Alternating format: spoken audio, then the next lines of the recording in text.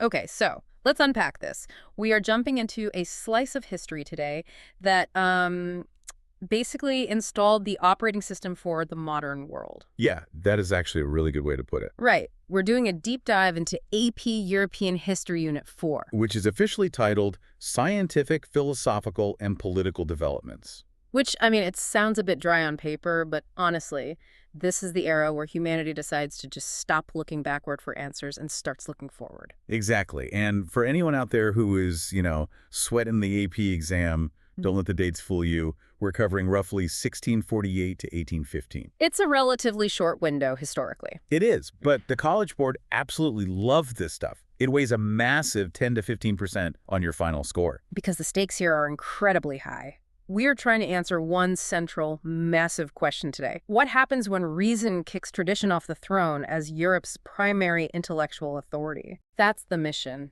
That's the core of our deep dive today. But before we get to the philosophy and the thinkers, we really need to set the scene. We have two very specific historical bookends for this unit. Start us off at 1648. Right, so 1648 is the Peace of Westphalia. This ends the 30 Years' War. Which was just devastating. Utterly devastating. The big takeaway here is that Europe is exhausted by religious violence. Westphalia establishes the concept of the sovereign state system. It's basically the idea that countries should mind their own business and, not invade their neighbors just because they pray differently. So the map is set. We have sovereign states, and our endpoint is 1815, which is the Congress of Vienna. Which is essentially the cleanup crew. After the chaos of the French Revolution and Napoleon, which Yeah. we'll obviously get to in later units, 1815, is this conservative attempt to put the toothpaste back in the tube. They want to restore order. So sandwiched right between 1648 and 1815, between Right. these two major treaties, we get this absolute explosion of new ideas. An explosion that changes how we view reality itself. Perfect. So let's jump right into the first major shift. The College Board calls it the scientific revolution. But looking at the sources, it feels a lot more like a breakup, a really messy breakup with the past. It was incredibly messy. Yeah. You have to remember, for over 1,000 years, if you wanted to know how the universe worked, you didn't go do an experiment. Right? You went to the library. Exactly. Yeah. You looked up what the ancients said. Specifically, you looked at Aristotle for physics and Galen for medicine. And the church was heavily involved in this, right? Oh, deeply. The church had fully integrated Aristotle into their theology. The geocentric model Earth at the center, that wasn't just physics for them, it was spiritual geography. Because the earth was heavy and sinful, so it naturally sank to the bottom of the universe. Exactly. And the heavens above were perfect, unchanging crystal spheres. It was a very tidy, very comforting system. Until Nicholas Copernicus comes along and, well, ruins the vibe. He certainly tries to. Copernicus proposes heliocentrism, meaning the sun is at the center. But here's the wild thing. He didn't have a telescope. Wait, really? No telescope at all? None. He was a mathematician. He just thought the math for the Earth-centered model was clunky and ugly. He wanted a system that was elegant. But just saying the sun is in the center because the math looks prettier doesn't really prove anything. People needed hard evidence to abandon 1,000 years of tradition. Right. And that evidence comes in stages. First, you have Johannes Kepler. He takes the astronomical data and realizes that the planets don't actually move in perfect circles. They move in ellipses. Ovals, basically. Why does that shape matter so much? Who cares if it's a circle or an oval? It matters heavily because circles were considered divine perfection. By proving orbits were elliptical and that planets actually sped up and slowed down, Kepler was saying the heavens aren't some piece of perfect divine jewelry. They're a physical system. Yes. He shattered the whole concept of the perfection of the sky. He gave us the mathematical laws of planetary motion. And then Galileo comes in to shatter whatever was left. Galileo is the guy who finally says, stop reading ancient books and just look through this tube. He uses the telescope, which was cutting-edge tech at the time, to actually look at the sky. He sees moons orbiting Jupiter. Which conclusively proves that not everything in the universe orbits the Earth. Bingo. That was the smoking gun. Galileo represents this massive shift to empiricism. He's actively arguing that observation beats tradition. And the church did not like that. Not at all. They put him on trial for heresy, because challenging the physical structure of the universe felt exactly like challenging Scripture itself. His observational confirmation was dangerous. So we have Kepler with the math, Galileo with the empirical observation, but reading through this, it still feels like a bunch of disconnected discoveries. We need a unifier. Enter Isaac Newton. He is the ultimate synthesizer. He looks at Galileo's physics down here on Earth, Yeah. the famous apple falling, and he looks at Kepler's math up in space, and he realizes it is the exact same force. Universal gravitation. Universal gravitation. He publishes his laws of motion. Let me play devil's advocate here for a second. People obviously knew things fell down before Newton. Why was universal gravitation such a massive game changer for society? Because it meant the universe wasn't governed by the unpredictable whims of God or spirits or angels pushing planets around. It was governed by consistent, discoverable mathematical laws. It turned the universe into a machine. A giant clockwork machine. If you know the natural laws, you can predict everything. It fundamentally shifted authority from tradition to observation and mathematics. Nature became understandable. And this changes how people actually think, right? Like the very process of thinking. This is where we get the scientific method. Yeah, it gives us two distinct flavors of thinking that combine into the modern scientific method. On one side, you have Francis Bacon. He champions inductive reasoning. Which is, what is that, practically speaking? Think of it as a bottom-up approach. You gather data first. You observe 100 white swans, and then from that data, you conclude that all swans are white. It's observation first, theory second. Okay, got it. And the other side? René Descartes. He champions deductive reasoning. This is top-down logic, his famous phrase, "I think, therefore I am."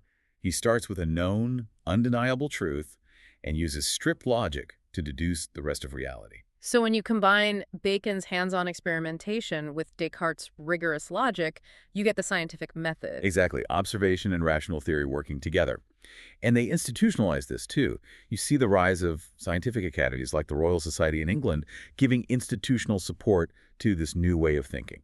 Before we move off science, we really have to talk about the human body. Because if the universe is just a machine governed by laws, what about us? The exact same rules applied. But first, they had to dismantle the ancient authority of Galen.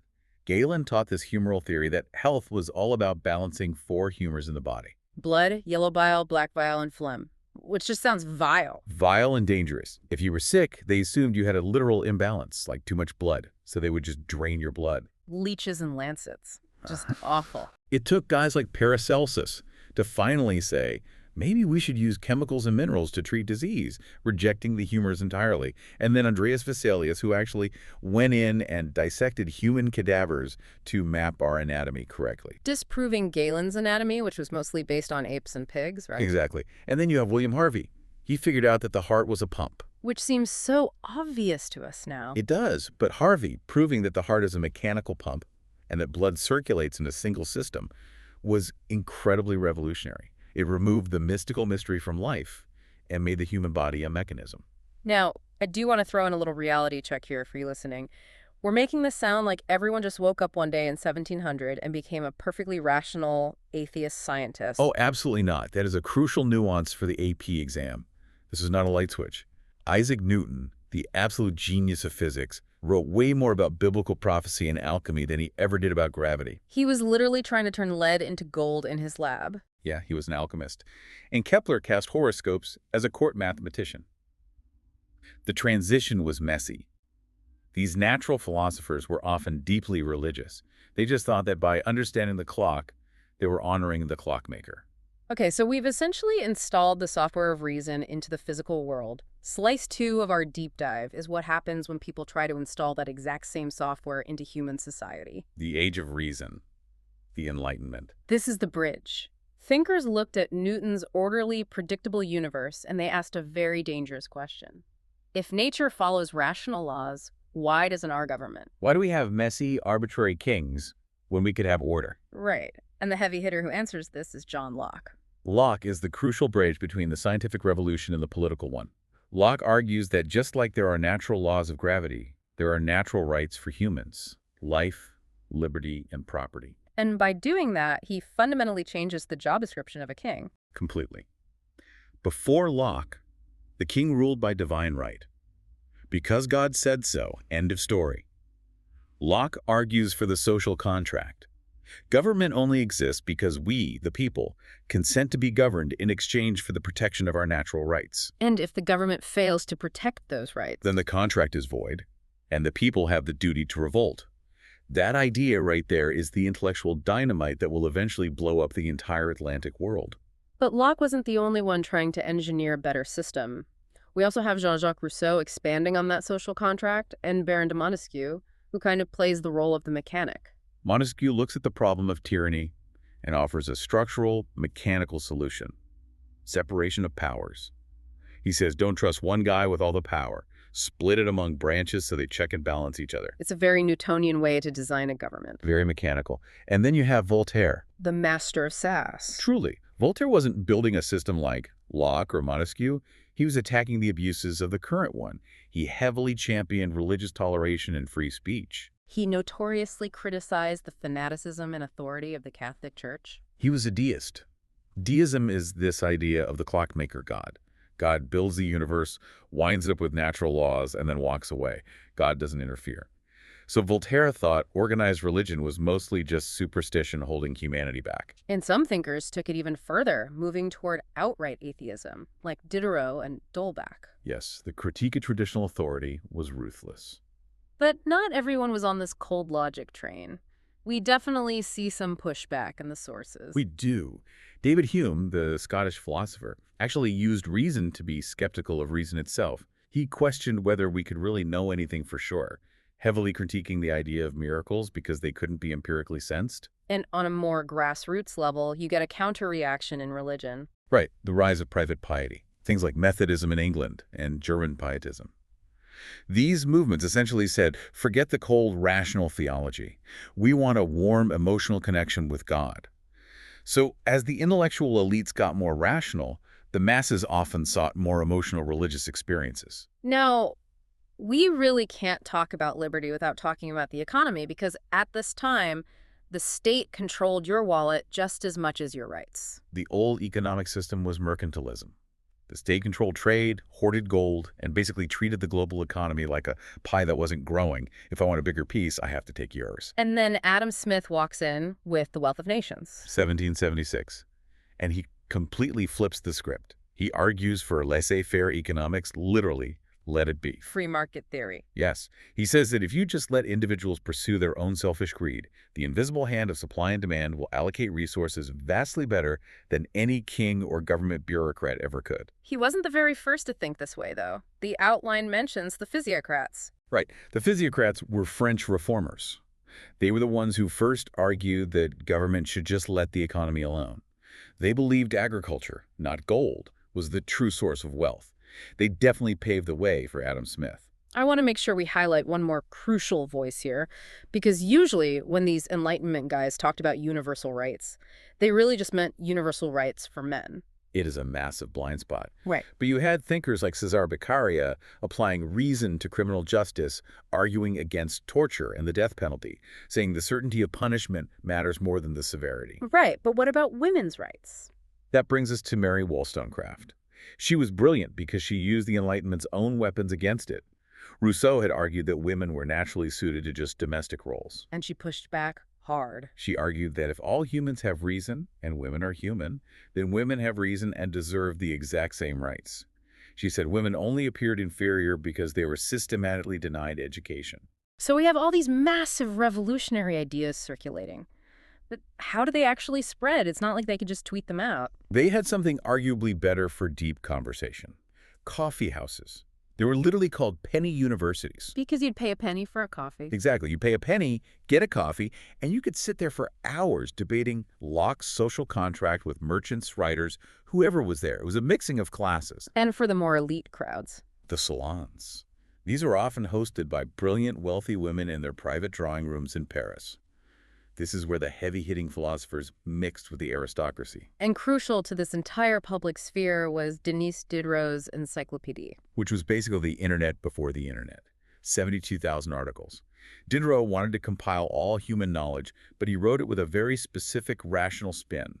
He used the articles to subtly critique the church and the absolutist monarchy. And all of this expands print culture and creates this brand new concept called public opinion. For the first time, what the reading public thought actually started to matter.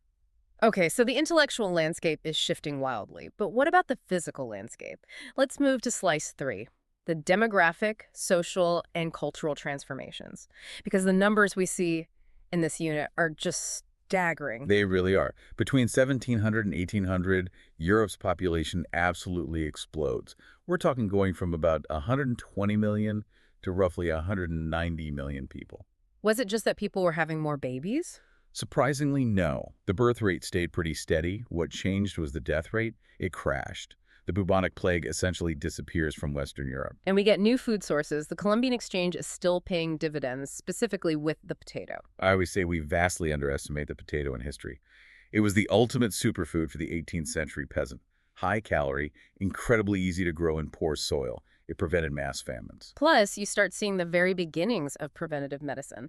Lady Mary Wortley Montagu brings the idea of smallpox inoculation back from the Ottoman Empire. It wasn't a full, safe vaccine yet, but it significantly reduced mortality rates. But more people surviving means you need significantly more food, and that pressure leads directly to the agricultural revolution. Right. Farmers had to get smarter. They stopped letting a third of their land sit fallow or empty every year. They started planting nitrogen-rich crops like clover and turnips to restore the soil while feeding livestock. And new tech, like Jethro Tull's seed drill, made planting way more efficient. But that efficiency came with a massive human cost.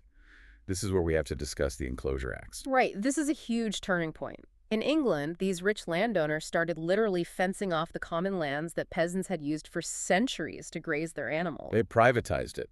They turned the commons into highly efficient commercial farms. Which was great for overall food production. But absolutely terrible for the rural peasants. They were kicked off the land they had lived on for generations. This created a massive landless labor force that really had nowhere to go but the cities. Which feeds directly into the massive urbanization we see. Exactly. And those early cities were not pleasant places to end up. Overcrowding, terrible sanitation, and the rise of this huge class of the working poor living in tenements. But for those who did have money, the growing middle class daily life was changing in some pretty fascinating ways. We see the consumer revolution. This is essentially the birth of shopping as a lifestyle. People began buying goods for desire, not just basic survival needs. They bought mirrors, porcelain, printed cotton clothing. Your personal identity started to be tied to your taste, to what you consumed, rather than just what noble family you were born into. And this cultural shift even changed how houses were built. We see the expansion of private domestic life, the invention of privacy. Like the boudoir. Yes. Before this, most people, even wealthy people, kind of slept and lived in large common rooms. Now, if you had the means, you built private retreats, specific rooms for specific purposes. It reflects this new Enlightenment emphasis on the individual. We also see a reading revolution. Society became vastly more literate. People started reading novels for fun, or secular history, rather than just having the patriarch of the family read the Bible aloud at night. Culture was heavily reflecting these new, rational, individualistic values. Let's touch on art history really quickly, because the visual styles perfectly tell the political story of this era. We start the unit with the Baroque style. Baroque is the visual PR campaign of absolutism and the Catholic Counter-Reformation. Think of Bernini's sculptures or Bach's music. It's massive, it's dramatic, it's highly emotional. It was explicitly designed to make you feel small and awestruck by the power of the church or the king. Exactly. But then contrast that with the Dutch Golden Age art. Totally different vibe. Completely different. The Dutch were a republic of wealthy merchants. So their art isn't focused on kings and triumphant angels. It's Rembrandt painting businessmen, or Vermeer painting a domestic scene of a woman pouring milk. It celebrates the middle class, commerce, and daily life. And finally, as we get deeper into the Enlightenment, we hit neoclassicism. Which brings us right back to reason. Neoclassicism looks backward to ancient Greece and Rome. Think of the Pantheon in Paris, or even the U.S. Capitol building later on. It is symmetrical, rational, orderly. It visually represents Enlightenment values: civic virtue, order, and rationality. Culture perfectly mirroring philosophy. Okay, we are into our final slice. We have the scientific theory, we have the social shifts, we have the philosophers. Now let's look at the people actually in charge, the kings and queens. We call this enlightened absolutism, which honestly sounds like a massive oxymoron. It is a total paradox. You have these absolute monarchs who are reading Voltaire and Diderot. They want to be seen as modern and rational, but they have absolutely zero interest in surrendering any of their actual authority. They're trying to have their cake and eat it too. The poster child for this has to be Frederick II of Prussia, Frederick the Great. He is fascinating. He literally hangs out with Voltaire. And he rebrands the monarchy. He calls himself the first servant of the state. Which is a huge rhetorical shift from Louis IV that's saying, I am the state. Exactly. Frederick sees his job as a professional duty to his people. He practiced cameralism, which is basically the idea that the monarchy is the best form of government, but it must act rationally to maximize the state's resources and serve society. So what did he actually do that was so enlightened? He simplified the legal codes, he essentially abolished torture, and he granted religious toleration even to Catholics and Jews in a Protestant country. He heavily promoted education. But there's a limit, right? A hard limit. He kept the rigid social hierarchy completely intact. He needed the Junkers, the Prussian nobility, to lead his very powerful army. So he didn't free the serfs on their private estates. State stability and military power remained the priority. Then you have Catherine the Great over in Russia. She certainly talked a big game. She did. She corresponded with Diderot. She bought his library to support him. She desperately wanted to westernize Russian culture and bring it into the Enlightenment. But she hits a very brutal reality check. The Pugachev Rebellion. It was this massive, violent uprising of serfs that genuinely threatened to topple her throne. And nothing kills a monarch's enlightened mood quite like a rebellion. Exactly. She quickly realized that Enlightenment liberty was highly dangerous to her personal survival, so she crushed the rebellion ruthlessly, and then she actually clamped down and gave the nobles even more control over the serfs. It proved that when push came to shove, reason took a back seat to power. Every time. And then there's Joseph II of Austria, the guy who actually tried to do it all. He is the tragic hero of this unit. He was the most radical. He issued edicts of toleration, granting rights to Jews, and he actually abolished serfdom entirely. He commanded that everything in the state be reorganized according to pure reason. And it completely blew up in his face. It was a disaster. He moved way too fast. He alienated the nobility by taking away their cheap labor. He alienated the Catholic Church. And honestly, he even alienated the peasants who didn't understand the rapid changes. So what happened? He died a broken, exhausted man, and almost all of his reforms were immediately rolled back by his brother. It's a harsh historical lesson. You can be philosophically right, but if you alienate the power structures of your state, your reforms won't survive. We also have to mention the dark side of this new rational statecraft, the geopolitics of the era, specifically the partition of Poland. This is the ultimate example of reason being used to justify raw, naked power. You have Prussia, Russia, and Austria. They look at the map, they look at Poland, which had a very weak decentralized government, and they say, this state is disorderly. It's irrational. So they just carve it up. They literally erased it from the map over 3 partitions, and they used the language of the Enlightenment to justify the conquest. They claimed they were bringing order and rational administration to a chaotic region. Cold, calculated geopolitical surgery. Perfectly rational and completely ruthless. So we've covered a massive amount of ground today, from Galileo's telescope to the partitioning of nations. How do we synthesize Unit 4 for the exam? The big takeaway is this. Unit 4 is the story of Europe dismantling the authority of the ancients and the church and replacing it with observation, mathematics, and reason. But that replacement process wasn't clean. Not at all. It expanded literacy, it created a public sphere that could finally debate and critique power. It transformed absolutism by making the state more efficient and bureaucratic. But it didn't immediately destroy absolutism. It just modernized it. Exactly. Rulers applied Enlightenment principles selectively, mostly to strengthen their own militaries and economies. But those ideas don't just stay in the salons forever. They set the ideological stage for what's coming next. They lay the foundation. They create the intellectual vocabulary for revolution. They loaded the gun in Unit 4, and as we'll see in the next unit, the French Revolution is going to pull the trigger. But I want to leave you with a final thought to mull over, something we haven't touched on directly, but that bubbles right under the surface of all these sources. We see all this high-minded talk about reason and universal natural rights in this era. Right, but there is a glaring, massive contradiction at the heart of it all. Exactly. These brilliant thinkers championed universal rights, yet half the population women were largely excluded from that definition.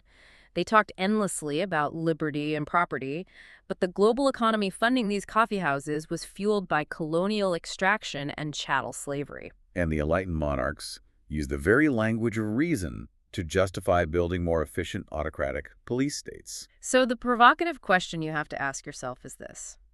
Can you ever have true reason without true democracy? Or is reason ultimately just a highly effective tool that anyone, even a tyrant, can use to justify getting exactly what they want? That is the essential question that haunts the next 2 centuries of European history. And it is the perfect place for us to stop today. Thanks for diving deep with us. Always a pleasure.